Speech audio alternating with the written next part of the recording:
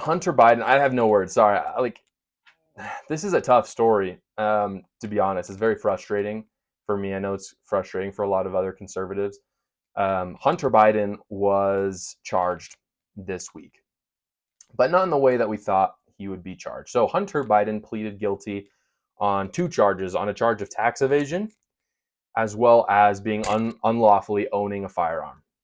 And basically, this is a total slap on the wrist for what happened, because essentially, with what he pleaded guilty for, there's very little chance that he will be charged with more. And if he is indeed charged with these things, it is going to be a slap on the wrist in terms of punishment. Right now, he's looking at probably about 6 months in jail, like worst case scenario for him. When in reality, so just to give you a little bit of an idea, um, the reason why he was convicted of tax evasion is because he evaded about $100,000 in taxes. He'll have to pay those. And then on the guns, what happened with the gun is he essentially purchased a gun when he was on drugs, which is illegal. And then he stashed it, I think, near an elementary school. And this, like, usually you can be guilty for about 10 years, up to 10 years in jail. That's the worst it gets. And look, I'm not saying Hunter Biden is even deserving of 10 years in jail, but here's what's frustrating. There's a couple things that are frustrating. You have Democrats calling for stricter gun laws, and Joe Biden being like the chief Democrat who's talking about this, and then you have his own son doing this, and Democrats just laud, like the media, the left just laud how happy they are that Hunter Biden is only going to get a small sentence. Where in their literal plan, they're talking about how they need to tighten these laws, these background checks, which, would have prevented Hunter Biden from getting a gun, by the way, and tightening these things. Yet they're happy that Hunter Biden's only going to be in jail for 6 months. It's really hypocritical because it shows, like, literally they're pushing an agenda, but then they're very happy when the people that they don't want to have guns have a very short time in jail. Or many people theorize at this point that Hunter Biden will not get any jail time whatsoever. Now, everyone knows the media is biased. It's not a secret at this point. The question is, what are we going to do about it? And that's why I partnered with Ground News. Now, Ground News, what it is essentially a website that compiles all the news of the big guys, but it talks about the biases behind them. It talks about if they're right-leaning, left-leaning, talks about how much, talks about the kind of people, the background of those specific authors, as well as the owner of the company and why they may have certain biases or leanings to cover certain stories. I love Ground News because it helps me be more informed and craft my own worldview. It allows me to get down to really what is the truth rather than having to kind of sift through the BS of the mainstream media on my own. That's why I use it for this channel. If you go to the link down in the description, you can get 15% off at Ground News. Some of their subscriptions go as low as $1, so definitely worth it. Go check it out so that you can sift through some of those biases. The media are painting this like a poor Joe Biden sort of thing. Like, oh, that's so hard for him. Like, his son, like, made a mistake. But hey, like, it was just a mistake. Like, let's let it go. Like, let him, like, I even heard someone say this on the news. They said, let him get on with his life. I was like, are you kidding me? Imagine if this happened with Eric Trump. Like, if we let literally the Trump family have the same treatment as the Biden family, this would be a completely different story. They'd be talking about the crazy corruption, which, by the way, the tax evasion stuff, most of it came from Hunter Biden's dealings in Ukraine. And so there is a much deeper story here where literally Hunter Biden, and he said this publicly, the only reason why he worked for that company in Ukraine was because of the Biden name. Now we've got Joe Biden giving billions and billions of dollars to the Ukrainian government, a lot of which we don't know where is going. And to be quite frank, I know a lot of people haven't talked about this, but the Ukrainian army is a Nazi organization. I'm going to do a podcast about this a little bit later. So if you haven't heard about that, I'm going to expound about this in a different podcast. But it's really fascinating to hear where our money is going and how many times Hunter and Joe Biden were meeting in the White House as Hunter Biden was doing his business in Ukraine. which is really scary. Just to give you an idea, though, like of the kind of guy Hunter Biden is, and like I don't understand why the media. Well, I understand why the media are rooting for him. I just don't understand how they think they could get away with it. Hunter Biden, and like maybe this is a part to censor the kids from. If the kids are listening, maybe turn this off for a sec. This guy literally snorts cocaine from a hooker's butthole.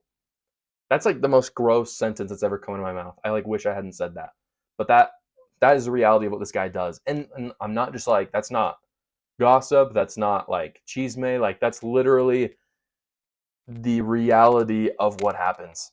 That, and you know why we know that is because he literally left his laptop at a repair shop, and we have pictures of it. Like you can literally search Hunter Biden snorting cocaine off of a hooker, and you will find it.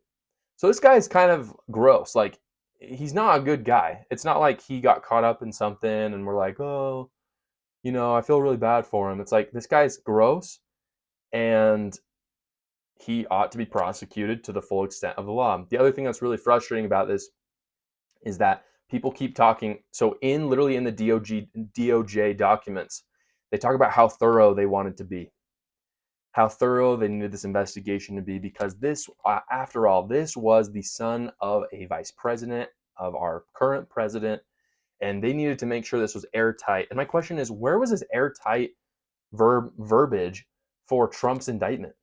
Like they whipped that thing out quick, and they always do for Republicans. But for Biden, they're like, yeah, I mean, we started this a while ago, but let's wait until after the midterm election so that there's no scandal there. And we just want to make sure it's airtight. That, like, I have no problem with it being airtight, but can we just apply that equally across the board? And can we also acknowledge that the DOJ is Biden's DOJ? The other thing is, like, like, I don't understand why the media aren't saying this. That Hunter Biden is guilty because he pleaded guilty. So of the things that he pleaded guilty of, we know for a fact he's guilty of. But if people plead guilty, it essentially means that they have more that they did. They just simply want to plead guilty to get, that was like the best that they can do. Like that was literally the best Hunter Biden could possibly get because he knew he did more. Hunter Biden's lawyer literally came out and said they would not convict him of more. That's what he was literally asked. They said, do you think that Hunter Biden is in danger of being convicted of more things? And he said, no, like I know it's not going to happen, which just illustrates even more how you know that Hunter Biden's lawyer and Hunter Biden are working with Joe Biden's DOJ to make sure that he gets a slap on the wrist and this goes away by 2024. Meanwhile, they're hoping that Trump's indictments, they'll probably bring up more, will continue into 2024. And at this point, I don't know if that's to weaken Trump or strengthen Trump. I personally think it's to strengthen Trump because I think they know that Trump is way easier to beat. All the polling says it. Again, we're going to get into that more in different podcasts because that is a story worth telling. But the hypocrisy is just crazy with the story. The View, again, if you don't know The View, don't watch. Like, I almost always encourage people to go watch other shows. The View will make you lose brain cells. If you want your brain to stay intact, do not watch The View.